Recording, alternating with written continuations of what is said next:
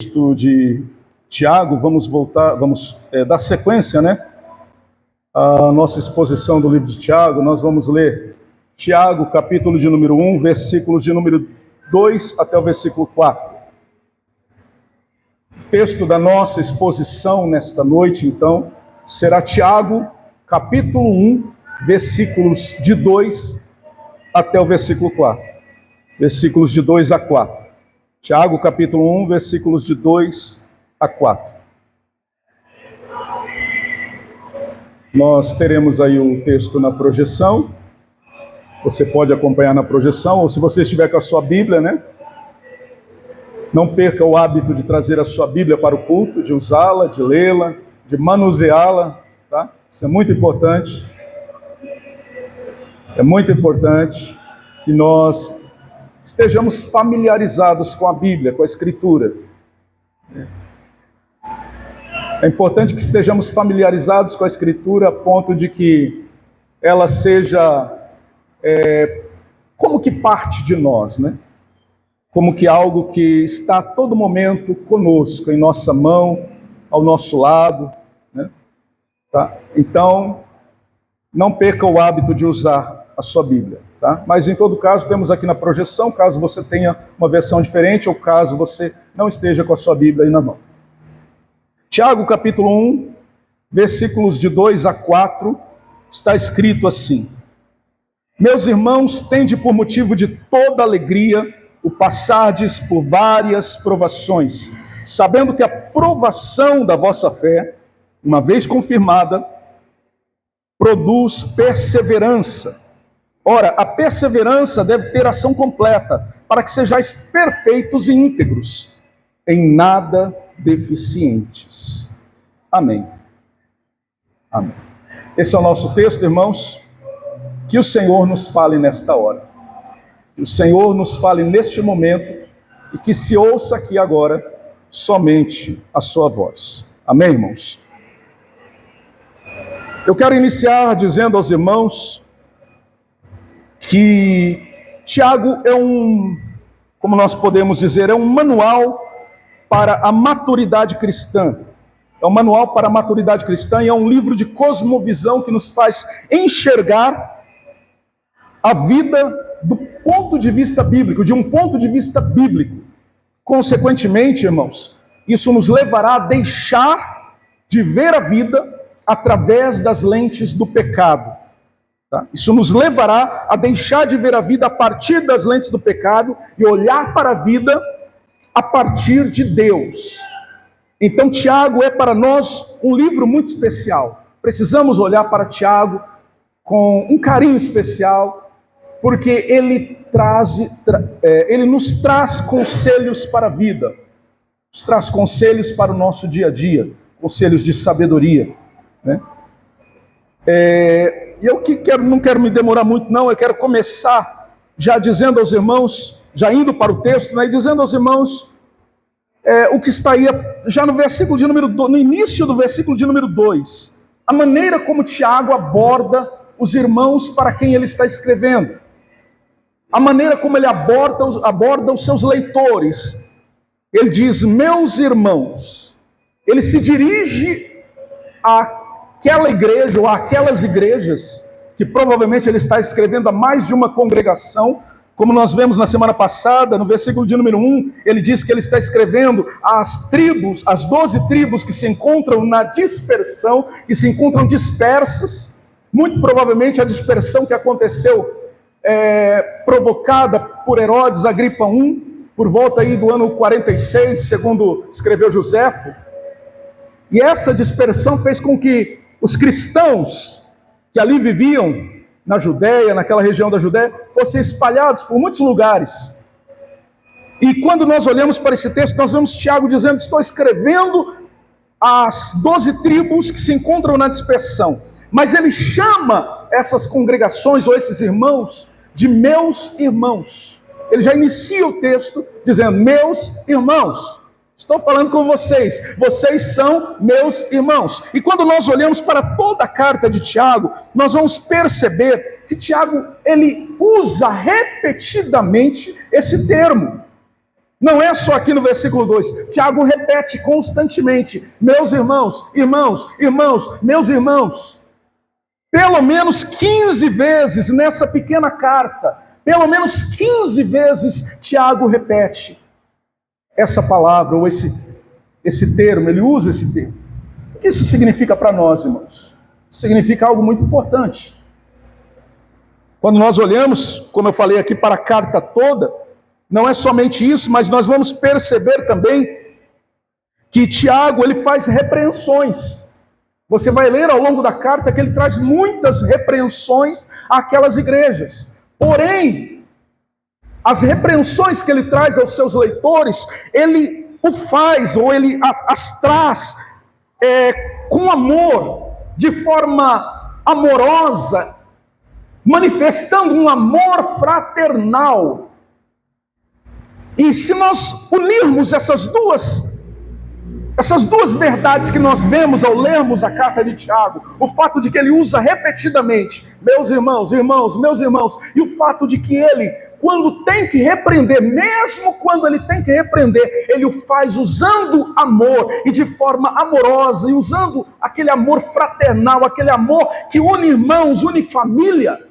Nós entendemos que a vida cristã, irmãos, ela depende de ser vivida fundamentada no amor. Ela precisa estar fundamentada no amor. Ela precisa estar fundamentada no amor. O amor, irmãos, é parte, como que eu posso dizer? Parte indispensável da vida cristã. Quando nós olhamos para, por exemplo, o texto de João, capítulo 17, versículos de 20 a 23, nós vamos ver o Senhor Jesus falando na sua oração, na oração sacerdotal, quando ele ora pelos discípulos, e na sequência ele diz assim: não estou orando só por esses que o Senhor me deu aqui, esses discípulos, os 12 apóstolos, não, mas estou orando por aqueles que hão de crer por meio da palavra. E aí ele diz assim: não rogo, a partir do versículo 20, João capítulo 17, versículo 20 em diante, ele diz assim: não rogo somente por estes, mas também por aqueles que vierem a crer em mim por intermédio da sua palavra, a fim de que todos sejam um. A fim de que todos eles sejam um. Como tu, ó Pai, és em mim e eu em ti, também sejam eles em nós, para que o mundo creia que tu me enviastes. Eu lhes tenho transmitido a glória que me tens dado, para que eles sejam um, como nós o somos, eu neles, tu em mim, a fim de que sejam aperfeiçoados na unidade,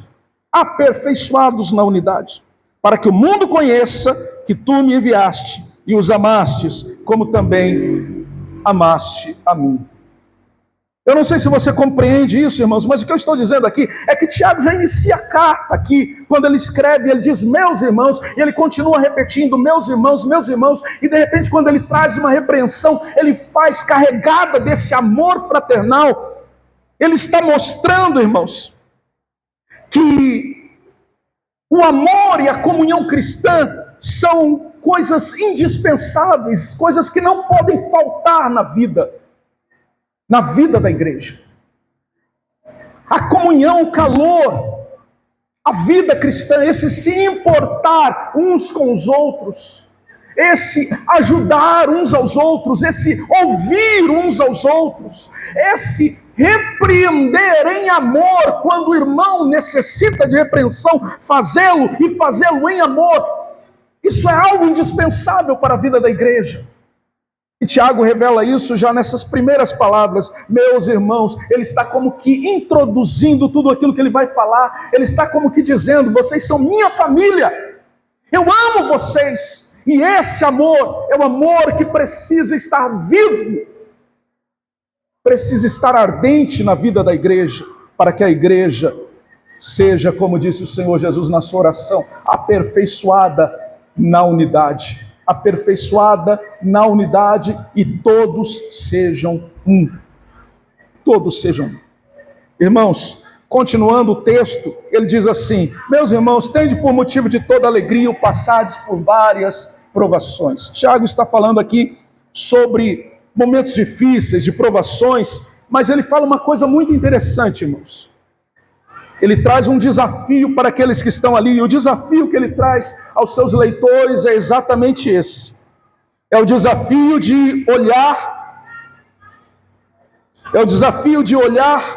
para as provações, não entendendo que são coisas ruins, mas vendo-as de forma diferente. É por isso que eu falei no início que Tiago é um manual para a maturidade cristã e é um livro de cosmovisão que vai redirecionar a nossa maneira de ver o mundo, a nossa maneira de enxergar as circunstâncias da vida, a nossa maneira de enxergar o nosso relacionamento com Deus, a nossa maneira de enxergar o nosso relacionamento com os nossos irmãos que estão ao nosso redor, a nossa maneira de enxergar a nossa vida diante da sociedade. E aqui o que ele faz é justamente isso, trazer um desafio. Qual é o desafio? Olhar para as provações de uma forma diferente. Ele disse: tende por motivo de toda alegria o passares por várias provações. Essa palavra tende por motivo, irmãos, no texto grego ela significa considerar, avaliar, julgar. Ele está dizendo: olha, julgue, avalie, considere, ou seja, faça uso da razão. Tiago está nos convidando ao exercício da razão, ao exercício da razão e da vontade, ou seja, ele está nos convidando ou nos desafiando a vivermos isso de forma intencional. Ele está dizendo: olha, o exercício da razão e da vontade em enxergar as provações, não como coisas ruins, mas como motivo de alegria, porque Deus tem um propósito nela, ou nelas, deve ser algo intencional. Olhar para as provações, entender que as provações, as tribulações em nossa vida, devem ser motivo de alegria, ou enxergá-las como motivo para se alegrar, deve ser intencional. E aqui, irmãos, o que Tiago está fazendo é usar aquela perspectiva invertida, onde a alegria não está no sofrimento em si, mas a alegria está no propósito de Deus por trás do sofrimento. Não é uma alegria de circunstância, é uma alegria de fé. Eu não sei se você compreende isso, mas não é alegria de sentimento, não é a alegria da circunstância. Eu não me sinto alegre por causa do sofrimento. Eu não me alegro no sofrimento necessariamente, mas eu me alegro porque por trás do sofrimento, da tribulação, da provação, existe um propósito de Deus nisso. Existe um agir de Deus nisso. E eu compreendo esse agir de Deus, e então eu faço uso da razão e da vontade de forma intencional, olhando para essas provações, para essas tribulações e enxergando-as como uma oportunidade para eu me alegrar em Deus, para eu me regozijar em Deus. É isso que Tiago está dizendo aqui. É o que chama de perspectiva invertida. Dá a impressão à primeira vista que ele está falando: alegre-se por sofrer, mas não é isso que ele está dizendo. Ele está dizendo: alegre-se. Alegre-se na provação, porque por trás dela há um propósito de Deus. Por trás de toda provação há um propósito de Deus. E é nesse propósito que nós nos alegramos, porque esse propósito, irmãos, nos faz entender que o Senhor está no controle. Enxergar e entender esse propósito, irmãos, nos faz entender que Deus é soberano, que Deus está no controle, que o Senhor não nos desampara. Não nos desampara.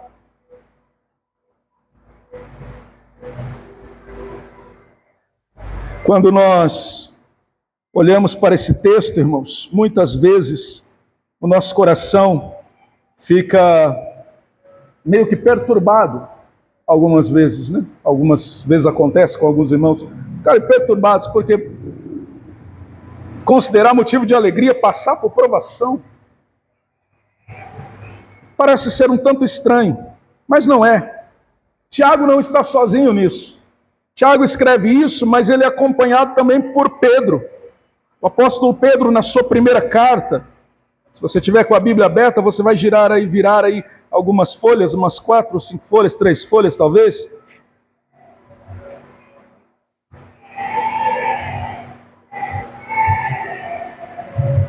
E você vai chegar no capítulo 1, no versículo de número 6 da primeira carta de Pedro.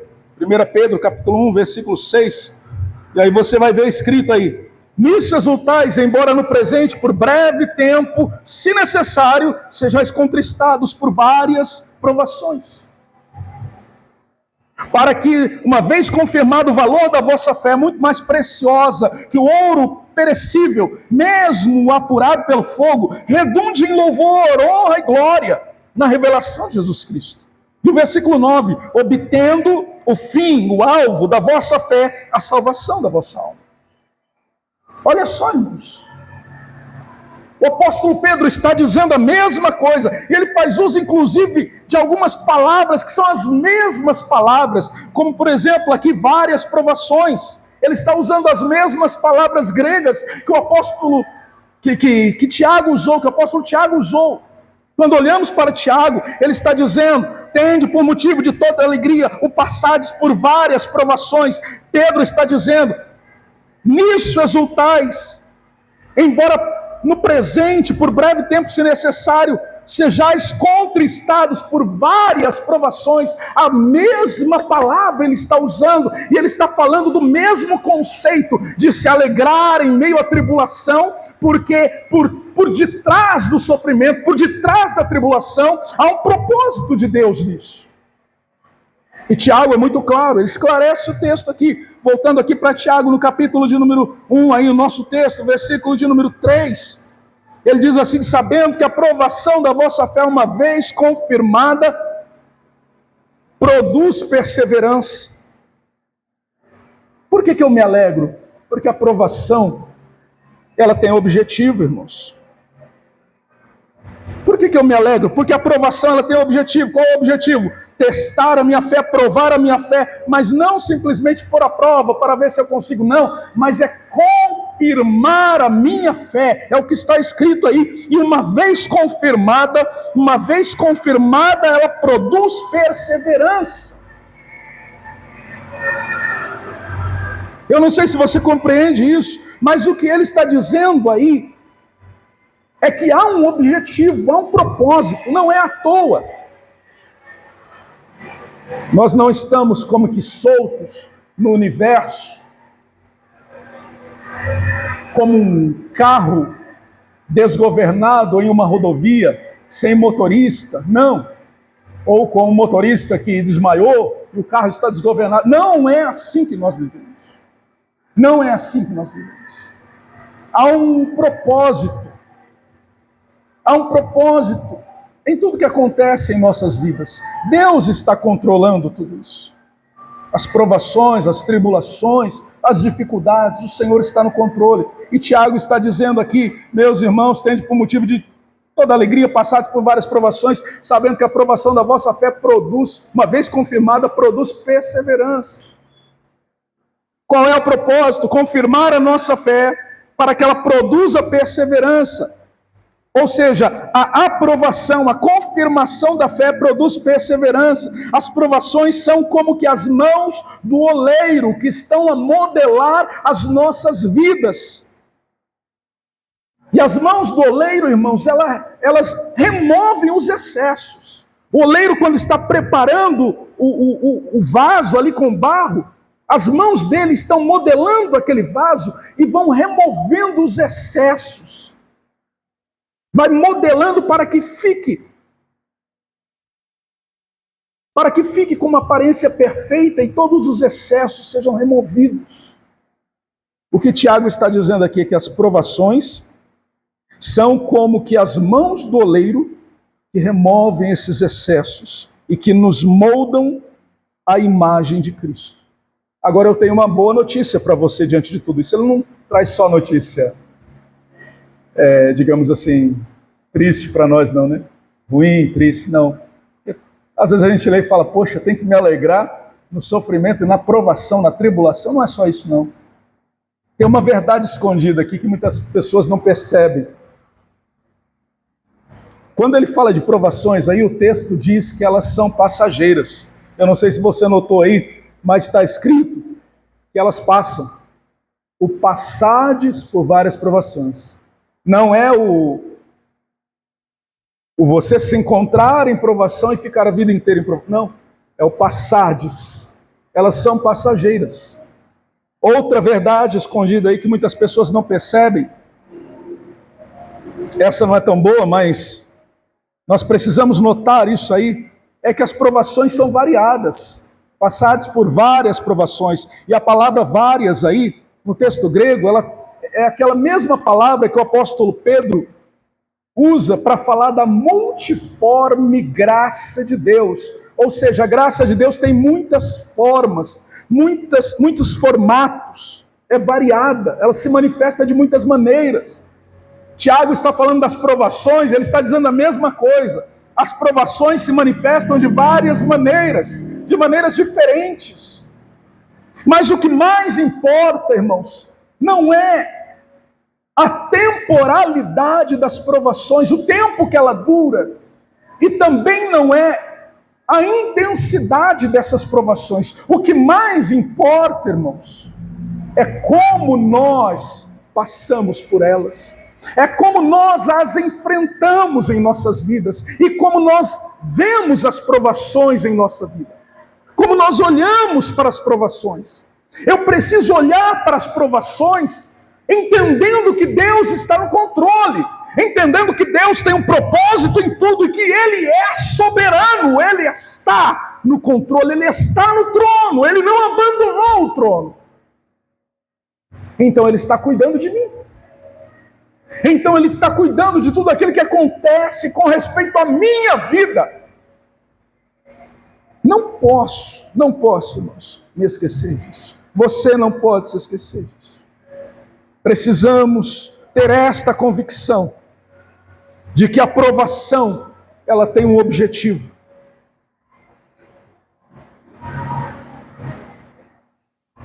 A natureza, irmãos, e a temporalidade das provações são variadas, mas o que realmente importa é como nós olhamos para elas, como nós as enfrentamos. Isso é o que verdadeiramente importa. E a alegria da fé, irmãos, não é a alegria da circunstância, mas é a alegria de saber que Deus está no controle. As provações que nós enfrentamos têm objetivo. São como as mãos do oleiro que nos moldam. E a perseverança, irmãos, a perseverança é que nos leva ao estado de nos tornarmos mais parecidos com Cristo. Tiago diz aqui, no texto que nós lemos, que a nossa fé, uma vez confirmada por meio da provação, ela produz perseverança. E aí ele continua no versículo 4, a perseverança deve ter ação completa, para que sejais perfeitos e íntegros e em nada deficientes. Ou seja, para que vocês se tornem mais parecidos com Cristo. Mais parecidos com Cristo. E é por isso que nós somos desafiados a nos alegrarmos nas provações. Porque o propósito de Deus é que, passando por meio das provações, passando pelas provações, por várias provações, algumas mais curtas, algumas mais demoradas, algumas mais intensas e mais pesadas, outras mais leves e menos intensas, passando por essas provações, nós sejamos modelados e moldados, nós sejamos aperfeiçoados e moldados em nosso caráter, para que o nosso caráter cristão seja mais parecido com o caráter de Cristo, e nós possamos, como diz Paulo na segunda carta aos Coríntios, no capítulo 3, versículo 18, quando ele diz que nós contemplamos a Cristo como que por um espelho, e à medida que nós contemplamos, nós somos transformados de glória em glória, na mesma imagem, na imagem do Senhor. Como isso acontece, irmãos? Como eu contemplo Deus quando eu estou vivendo a vida mesmo em meio às provações, mas eu não olho para as provações, eu coloco os meus olhos no Senhor, eu coloco os meus olhos naquele que está no trono, e eu entendo que Ele é Senhor em meio a essa situação. E contemplando o Senhor, mesmo em meio às provações, eu sou transformado de glória em glória, na mesma imagem, na imagem do Senhor. Essa perseverança, irmãos, que é produzida pela fé, que é provada, esta perseverança, ela, uma vez tendo ação completa, nos torna maduros, íntegros, completos, para que nós estejamos diante do Senhor. Irmãos, esses leitores a quem Tiago estava escrevendo, eles estavam vivendo momentos muito difíceis. Tiago está escrevendo a um povo, provavelmente judeus. Nós vamos ver que ele não faz menção de gentios na sua carta, ele não escreve nada que pareça estar sendo direcionado a gentios ou à igreja gentílica. Parece que ele está escrevendo a uma igreja judaica que foi espalhada, foi como que espalhada da Judéia para outros lugares. Então ele está escrevendo a esses irmãos, judeus cristãos, que se converteram a Jesus, que estão vivendo em meio a uma perseguição. A diáspora, como eu falei aqui, promovida por Herodes Agripa I, ela aconteceu por volta do ano 44. Eu acabei confundido, irmãos. Eu falei de Joséfo, não. Joséfo, ele fala da fome, né? Que, pelo menos, é a referência que eu peguei. Joséfo falando da fome no ano 46, que foi profetizada no livro de Atos, no capítulo 11, versículo 28. A Bíblia diz que chegaram alguns irmãos, entre eles alguns profetas, um deles era Ágabo, e ele deu a entender pelo Espírito Santo que viria uma grande fome sobre a terra, e essa deu-se, segundo escreveu Joséfo, no ano 46, mais ou menos essa época aqui. Então, esses irmãos estavam vivendo uma época de fome. Muitos deles estavam enfrentando situações difíceis, vivendo uma época de perseguição. Por volta do ano 44, houve essa perseguição, eles foram espalhados. Aqueles judeus cristãos que se converteram a Jesus foram espalhados da Judéia para outros lugares. Provavelmente a esses irmãos Tiago está escrevendo, irmãos que estavam espalhados por muitos lugares diferentes, por causa de uma perseguição, vivendo debaixo de uma perseguição, irmãos que viviam numa época de fome. A fome Deus, provavelmente aí por volta do ano 46, nessa mesma época, 44, 46, 44 perseguição, 46 a fome. Esses irmãos estavam enfrentando a opressão. Quando nós lemos o livro de Tiago, nós vamos ver a opressão de alguns ricos sobre pobres e coisas parecidas. Então nós estamos enfrentando, ou aqueles irmãos estavam enfrentando, irmãos, muitos problemas e muitas provações, algumas provações maiores do que aquelas que eu e você enfrentamos. Algumas provações maiores do que todas as que eu já enfrentei. E Tiago escreve para eles dizendo: meus irmãos, considerem motivo de alegria, de toda alegria, passardes por essas provações. O fato de vocês passarem por essas provações, considerem isso motivo de alegria. Porque a prova da vossa fé, uma vez confirmada, produz perseverança, e a perseverança deve ter a sua ação completa, ou tendo a sua ação completa, ela levará cada um de vocês a serem perfeitos, íntegros, em nada deficientes. Muito obrigado, irmão. Deus abençoe.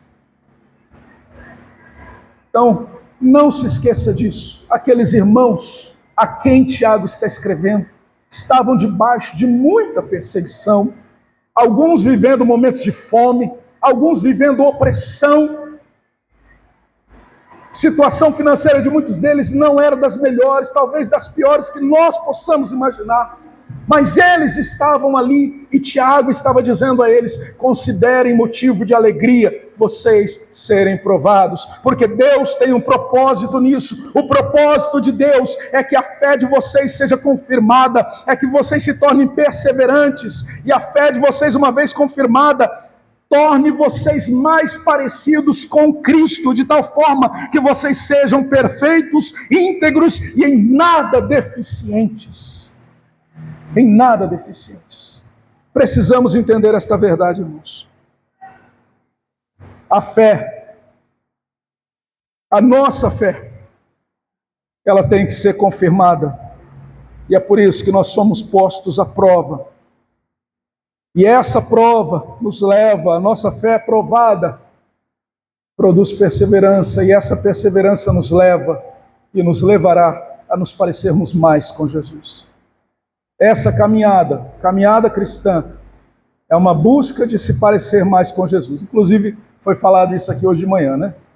É uma busca em parecer-se mais com Jesus, em ser mais parecido com Cristo. É o que esse texto está nos dizendo.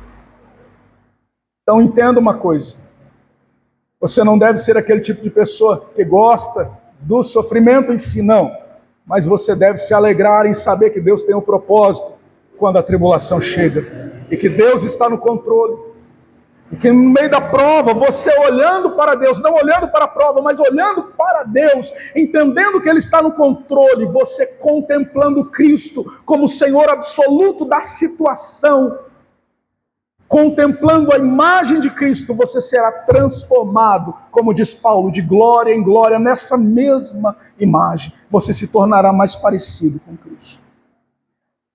Esse é o desafio para nós, vivermos uma cosmovisão diferente, olharmos para o mundo de forma diferente, olharmos para a situação ou para as situações que nos cercam e que se chegam a nós de forma diferente. E entendermos que Deus está no controle. Eu espero que esta palavra fique no seu coração, que Deus possa falar a você, e que você entenda que nós precisamos encarar os desafios, não com murmuração, desafios como injustiça, perdas, sofrimento, coisas que nos acontecem no dia a dia, não com murmuração, mas com gratidão, confiando que Deus está nos aperfeiçoando para seus propósitos e para sermos mais parecidos com Jesus. Estes versículos nos convidam a isso, irmãos, e nos mostram que as dificuldades são como que ferramentas divinas para nos lapidar, nos tornando mais fortes e completos nessa jornada de fé. E eu espero que você hoje possa sair daqui com esta palavra no seu coração e que o Espírito Santo continue falando mais e mais ao seu coração por meio desta palavra. Vamos orar? Oremos ao Senhor. Pai Santo, obrigado por esse momento, Senhor, pela palavra que o Senhor nos deu. O que nós te pedimos agora é que a tua palavra fique guardada em nossos corações. O Senhor possa escrevê-la em nossos corações, gravá-la em nossos corações. Nossa mente, Senhor, seja cheia, nossos pensamentos sejam cheios da tua palavra, que possamos compreender a tua vontade, entender que o Senhor tem um propósito em todas as situações que nós enfrentamos, e possamos assim viver para a glória do teu nome. Assim, Senhor, o Senhor seja glorificado em nossas vidas. Te pedimos, Pai, no nome de Jesus, abençoa a tua igreja, Senhor, que aqui está. Te louvamos, Pai, te damos graças, em o nome de Jesus Cristo, nosso Senhor. Amém. Amém. Amém, irmãos?